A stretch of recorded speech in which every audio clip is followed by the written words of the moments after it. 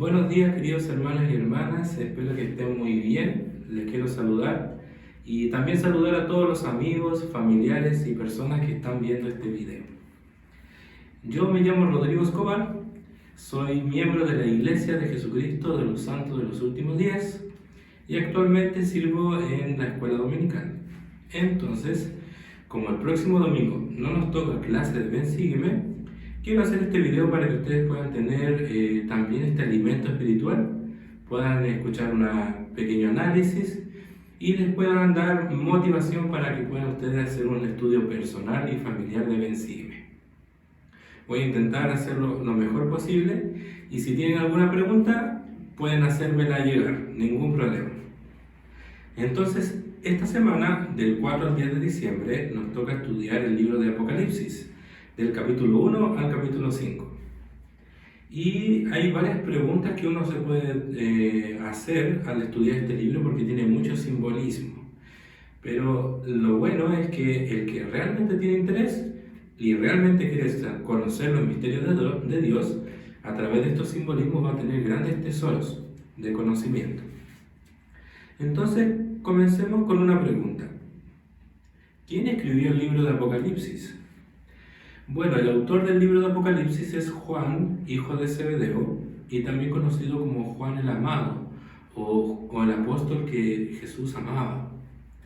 Juan escribió este libro en una isla que se llamaba la isla de Patmos, porque en esa época, después de la muerte de Jesucristo, los apóstoles y los miembros de la iglesia de esa época fueron fuertemente perseguidos, y a Juan se le expulsó y se le envió a la isla de Patmos.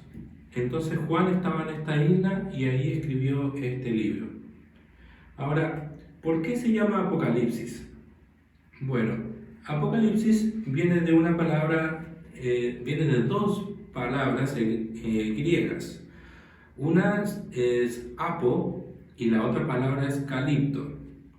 Apo quiere decir lejos de o quitar, y calipto quiere decir cubrir, ocultar o velar. Es por eso que si nosotros hacemos una unión de estas palabras, entendemos que el libro de Apocalipsis quiere decir quitar lo que le cubre, o quitar el velo, o alejar el velo, o sacar donde estaba oculto, ¿cierto? Entonces hay un hermano que fue de los 70, fue un líder en la iglesia, que se llama Gerald N. Lund, y él dijo: el título del libro en griego de Apocalipsis deriva de su nombre a partir de dos palabras griegas: apo, que como había comentado significa eliminar o quitar, y calipto, que significa cubrir, ocultar o velar. Apocalipsis entonces significa literalmente quitar el velo o cubierta, poner al descubierto. Y por eso en inglés se conoce como revelación, o el libro de revelación. Nosotros en la Iglesia de Jesucristo de los Santos de los Últimos Días tenemos un libro que se llama el Libro de Mormón. Y este libro es la historia de personas que vivían en las Américas, antes de Cristo y también después de Cristo. Y 600 años antes de Cristo hubo un profeta que se llamaba Nefi. Y este profeta tuvo una visión donde vio muchas cosas. Dentro de las cosas que él vio a Juan, que es este mismo Juan que escribió Apocalipsis.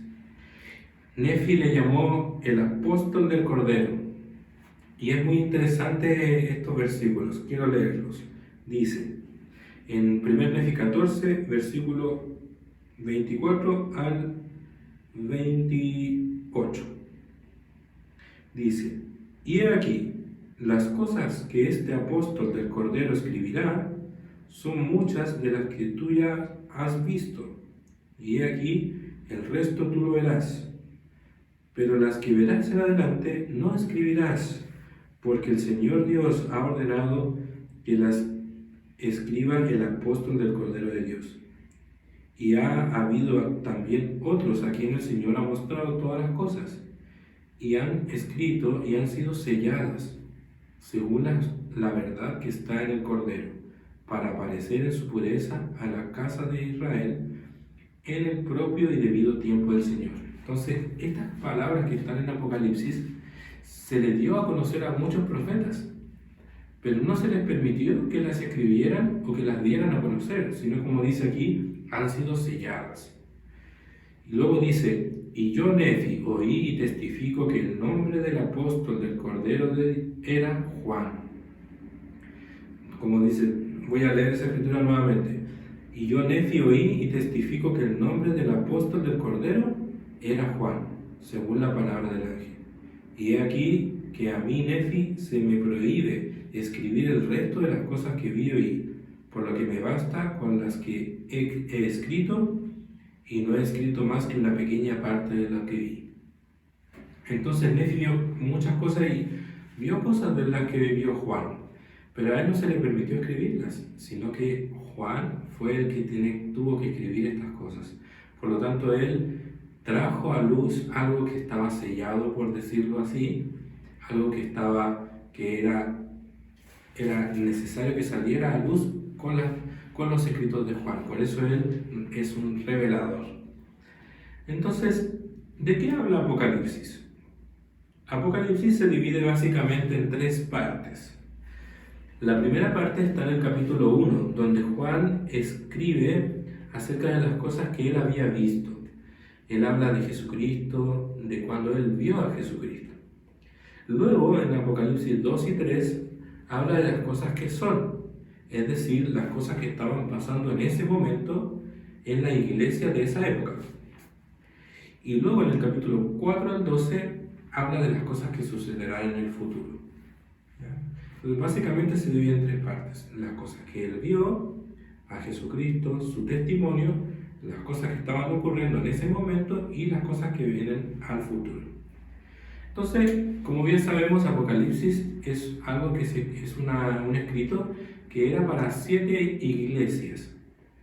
Estas 7 iglesias se encontraban en Asia, y estas 7 iglesias no eran 7 religiones distintas, sino que eran 7 establecimientos de la misma iglesia de Jesucristo. Eran 7 lugares que tenía la iglesia. Hoy en día nosotros también tenemos muchas iglesias, tenemos muchas capillas, edificios. Por ejemplo, aquí estamos en La Granja, hay una en San Miguel, en La Cisterna, en Puente Alto, y no solo en Santiago, sino que en el sur de Chile, en el norte, hay iglesias. En otros países como en Brasil, México, en Canadá, Estados Unidos, está por todo el mundo. Pero no son diferentes iglesias, es la misma iglesia de Jesucristo, solo que hay diferentes lugares. Y en esta época ocurría algo semejante, similar. Estaba la iglesia de Jesucristo que se estableció cuando Él vino, y había muchos lugares donde se reunían a seguir el evangelio de esta iglesia. Entonces, ahora vamos a analizar algunas partes de Apocalipsis que son muy interesantes. Por ejemplo, en el capítulo 1, versículo 5, dice lo siguiente: y de Jesucristo, el testigo fiel, el primogénito de los muertos y soberano de los reyes de la tierra, al que nos ama y nos ha lavado de nuestros pecados con su sangre. Me gusta mucho que esa última frase, nos ha lavado de nuestros pecados con su sangre. Hay una cita del elder Bruce R. McConkie que dice: solo la sangre de Cristo limpia las almas arrepentidas del pecado. Ninguna cosa inmunda puede entrar en el reino de Dios. Son las palabras de Cristo, el primogénito entre los muertos. Y nadie obtendrá una herencia allí, sino aquellos que han lavado sus vestidos en mi sangre, a causa de su fe y el arrepentimiento de todos sus pecados y su fidelidad hasta el fin. Entonces, Juan tenía muy claro la misión de Jesucristo como Redentor del mundo, como Salvador, que Él, al venir y expiar por nuestros pecados y al resucitar, Él nos da la oportunidad de nosotros poder arrepentirnos ser limpios de nuestros pecados para volver al Padre. Primera enseñanza que me gusta mucho, en Apocalipsis 1, versículo 5. Si nosotros leemos el resumen del capítulo 1, dice: Cristo escoge a algunos como reyes y sacerdotes para Dios. Cristo vendrá nuevamente. Juan ve al Señor resucitado. Miren, aquí en el capítulo 1, cuando Juan ve a Jesucristo, miren cómo lo describe. Dice: y me volví para ver la voz que hablaba conmigo, y al volverme vi 7 candeleros de oro, y en medio de los 7 candeleros uno semejante al Hijo del Hombre, vestido con una ropa que le llegaba hasta los pies, y ceñido por el pecho con un cinto de oro, y su cabeza y sus cabellos eran blancos como la lana, blanca como la nieve, y sus ojos como llama de fuego, y sus pies semejantes al bronce bruñido, ardiente como si estuviera en un horno, y su voz como el estruendo de muchas aguas. Y tenía en su diestra 7 estrellas, y de su boca salía una espada aguda de 2 filos, y su rostro era como el del sol cuando resplandece en su fuerza. Aquí hay muchos simbolismos también, pero me gustaría leer algo que dice en Ven, sígueme. Ven, sígueme hace la siguiente pregunta, dice: ¿han intentado alguna vez expresarle a otra persona lo que han sentido durante una experiencia espiritual poderosa? El lenguaje cotidiano puede resultar insuficiente para describir los sentimientos y las impresiones espirituales. Quizás sea esta una de las razones por las que Juan empleó tantas imágenes y tantos simbolismos para describir su majestuosa revelación. Podría haber dicho simplemente que había visto a Jesucristo, pero para ayudarnos a entender su experiencia, describió al Salvador empleando expresiones tales como: sus ojos eran como llama de fuego, de su boca salía una espada aguda de 2 filos, y su rostro era como el sol cuando resplandece en su fuerza. Entonces, si ustedes se preguntan, si vivieran algo así, algo sorprendente, algo maravilloso, una gran visión, una revelación, ¿con qué palabras ustedes la expresarían? ¿Cómo la explicarían? Buscaríamos palabras en ejemplos, ¿cierto? Como el sol, como algo que brille mucho, algo que tenga fuerza y poder, y por eso Juan utilizaba ese lenguaje para describir lo que él vio. Ahora, por ejemplo, vi 7 candeleros. Aquí hay algo que me gustaría comentarles, que es el simbolismo de los candeleros. Y también el elder Bruce R. McConkie dijo lo siguiente: los candeleros transmiten luz, no la crean. Su función es hacerla disponible, no hacerla existir. Entonces, al usar 7 candeleros para representar las 7 iglesias a quien Juan ahora debe dar consejo, el Señor está mostrando que sus congregaciones en la tierra deben llevar su luz al mundo. Cristo es la luz del mundo. Alzad vuestra luz para que brille ante el mundo. He aquí, yo soy la luz que sostendréis lo que me habéis visto hacer. Entonces, los candeleros no son la luz, sino son los que llevan la luz. Y nosotros, como miembros de la iglesia, podemos llevar el mensaje de Jesucristo a las personas. Podemos invitarlos a venir a este evangelio para que puedan sentir esta luz que el Señor tiene, ya que Él es la luz.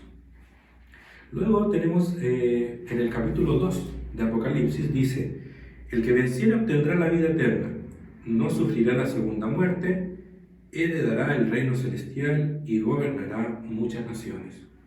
O sea, el segundo capítulo habla de muchas bendiciones y cosas que recibirán las personas que son fieles. Y aquí hay una parte donde habla de los nicolaitas. Y uno dice, ¿qué significarán nicolaitas? Y bueno, el elder Bruce R. McConkie también explicó que los nicolaitas, a los que se hace referencia en este libro de Apocalipsis, eran miembros de la iglesia, que intentaban mantener su posición en la iglesia sin dejar de vivir de manera del mundo. Los nicolaitas eran unas personas que creían en una doctrina donde ellos pensaban que el pecado era permitido, ya que la gracia de Dios nos iba a salvar. Nosotros en la Iglesia de Jesucristo de los Santos de los Últimos Días creemos que las personas tienen que arrepentirse de sus pecados para poder heredar el reino de Dios. Sé que no somos perfectos y que todos cometemos errores, pero podemos buscar ser mejores, intentar serlo y abandonar nuestros pecados, confesándolos y no volviendo a hacerlo más. Entonces, una persona puede llegar a Dios, pero tiene que arrepentirse, tomar el sacrificio expiatorio de Jesucristo a través del bautismo, del arrepentimiento y, como dice Juan, ser lavados con la sangre de Cristo para poder heredar el reino de Dios. Luego habla también en el capítulo 2 del árbol de la vida, que el libro de Mormón también habla de eso. Cuando el profeta Leí come de ese fruto del árbol, que es dulce y que le hace sentir muy feliz. Hay un simbolismo ahí que le invito a que lo busque. Habla de la segunda muerte, que es la muerte espiritual. Cuando una persona comete pecado o hace algo que ofende al espíritu, es una muerte espiritual. Y habla de que las personas que siguen al Señor no ven esta muerte. Dice, no tengas, en el versículo 10, no tengas ningún temor de las cosas que has de padecer. He aquí, el diablo va a echar a algunos de vosotros a la cárcel, para que seáis probados.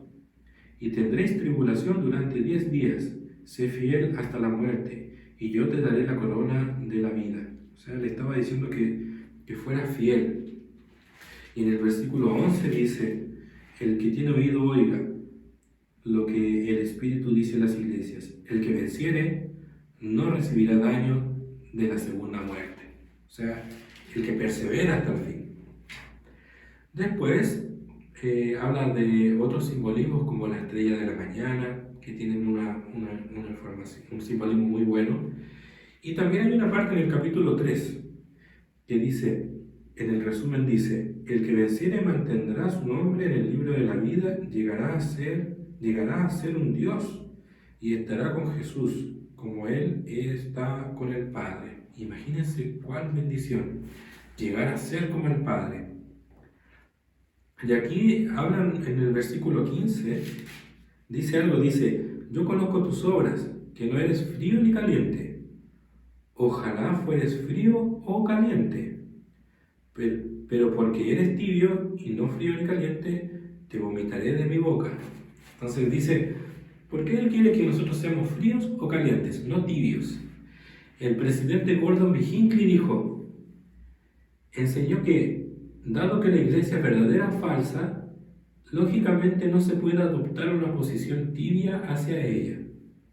El libro de Apocalipsis declara, conozco tus obras, de que eres frío, no eres frío ni caliente. Quisiera que fueras frío o caliente. Por tanto, por cuanto eres tibio y frío ni caliente, te vomitaré de mi boca. Y aquí el presidente Hinckley dice, cada uno de nosotros tiene que afrontar el asunto. O la iglesia es verdadera o es un fraude. No hay término medio. Es la iglesia y el reino de Dios o no es nada. Yo, hermanos, sé que esta iglesia es verdadera. La iglesia de Jesucristo de los Santos de los Últimos Días. Tengo un testimonio porque he orado y he preguntado a Dios. Y de eso se trata, de que podamos estar en una posición de, si creemos que esta iglesia es verdadera, es verdadera. Y si no es verdadera, entonces es un fraude. No hay medio término. Eso me gustó mucho también de esa cita del presidente Hinckley. Ahora, en el verso que me dice, Apocalipsis 1 lo resume como Jesucristo es el Hijo de Dios viviente. Hijo viviente del Dios viviente. En Apocalipsis 2 al 3 dice, Jesucristo me conoce individualmente y me ayudará a vencer mis dificultades. Ven, sigue, me dice, el Salvador también comprende sus logros y dificultades y quiere ayudarlo. Observe las frecuentes promesas que extiende a quienes vencen. ¿Qué le llama la atención acerca de dichas promesas? ¿Qué podría desear el Señor que usted venza? ¿Qué puede hacer usted para recibir la ayuda de Él? Entonces, me gusta esa pregunta. ¿Qué tenemos que vencer en nuestra vida? ¿Hay alguna debilidad? ¿Algo que necesitamos vencer? Luego en los capítulos 4 y 5 dice, solo Jesucristo podía hacer posible el plan del Padre Celestial. Y aquí hay varias cosas interesantes. Por ejemplo, dice 24 ancianos sentados, también habla de un mar de cristal, de 4 bestias, del león de Judá y de raíz de David. Para ser más breve, los 24 ancianos sentados, a veces uno puede pensar, quizás 12 apóstoles de la antigüedad, 12 apóstoles nuevos, pero en los manuales de la iglesia dice, Juan tuvo una visión de Dios Padre sentado en su trono celestial con 24 ancianos rodeando el trono. Las escrituras modernas explican que estos 24 ancianos eran ancianos que habían sido fieles en la obra del ministerio y estaban muertos, quienes pertenecían a las 7 iglesias. O sea, estos 24 ancianos eran de las 7 iglesias de aquella época, personas fieles que habían sido fieles en el ministerio y estaban entonces en el paraíso de Dios. Luego, mar de cristal dice, el mar de vidrio o de cristal mencionado en Apocalipsis representa la tierra en su estado santificado, inmortal y eterno. Luego dice 4 bestias, y me gustaría leer eso de las 4 bestias, porque el profeta José Smith recibió una revelación donde él le hizo esta pregunta: ¿qué significaban estas cosas? Y en el libro de Doctrina y Convenios, que es un libro que tiene los escritos de José Smith, de las revelaciones que él recibía en Doctrina y Convenios, 77, versículos 2 y 4, y dice lo siguiente. Dice, ¿qué hemos de entender por los 4 seres vivientes de los que habla habla el mismo versículo, es decir, Apocalipsis 4, versículos 6 al 9? Y la respuesta es, son expresiones metafóricas que usa Juan el Revelador para describir los cielos, el paraíso de Dios, la felicidad del hombre y la de los animales, y de los que se arrastran y de las aves del cielo, siendo lo espiritual a semejanza de lo temporal, y lo temporal a semejanza de lo espiritual. El espíritu del hombre a semejanza de su persona, como también el espíritu de los animales y toda otra criatura que Dios ha creado. Sabemos que estas criaturas sí eran animales. Hay varias cosas que hablan sobre eso, pero me gustaría que nos quedáramos con esta parte que dice, son expresiones metafóricas que Juan, el Revelador, que usa Juan para describir los cielos, el paraíso, la felicidad. O sea, son expresiones metafóricas. Aparte de que son literalmente el vio animales, también sirven como una metáfora y tienen un significado. Los ojos, las alas tienen significados. Por ejemplo, los 7 cuernos y los 7 ojos. Los cuernos significan poder, y los ojos, por ejemplo, en el versículo 4 dice, ¿qué hemos de entender por los ojos y las alas que tenían los seres vivientes? Sus ojos son una representación de luz y conocimiento, es decir, están llenos de conocimiento. Y sus alas representan el poder para moverse, para obrar. Entonces, como ustedes pueden ver, si ustedes buscan el significado del libro de Apocalipsis, van a encontrar grandes tesoros de conocimiento. Y por último me gustaría leerles, para ir terminando, el versículo 9 y 10 de Apocalipsis, capítulo 5.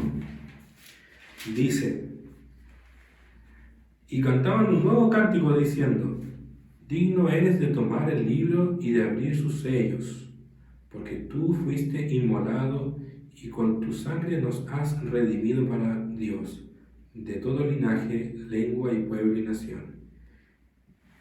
Y ojo aquí dice, y nos has hecho para nuestro Dios reyes y sacerdotes, y reinaremos sobre la tierra. Esta escritura habla de que Jesucristo fue el único capaz de abrir esos 7 sellos, que significa de que Él aceptó el plan y Él pudo hacer que el plan se llevara a cabo. Sin Jesucristo, el plan que Dios tenía para poder llevarnos a vivir con Él, ser como Él, no hubiese sido posible. Entonces aquí dice en el versículo 9, digno eres de tomar el libro y de abrir sus sellos. Este libro de que habla aquí, de los 7 sellos, es la historia del mundo, desde el inicio, la creación, hasta que Jesucristo vuelva, que sería el final de este plan, de esta vida mortal. El plan continúa, ¿cierto? Pero el final de esta vida mortal, de este tiempo de probación. Pues toda esa historia es el libro, tiene 7 sellos, son 7 periodos de tiempo. Y el único que podía abrir esos 7 sellos era Jesucristo. Y aquí Juan está escribiendo esto. Entonces yo les quiero invitar, hermanos, amigos, todos los que están en sus casas, a que puedan leer Ven, sígueme, que puedan estudiar estas cosas de Apocalipsis. Aquí Ven, sígueme dice, en Ven, sígueme dice, ¿qué aprende acerca del Padre Celestial en Apocalipsis 4 y acerca de Jesucristo en Apocalipsis 5? ¿Qué podemos aprender de ellos en Apocalipsis? Piense en cómo habrá sido cuando todos comprendimos que Jesucristo, el Cordero, haría que fuera posible el plan del Padre Celestial. El Salvador podría abrir el libro y desatar sus 7 sellos.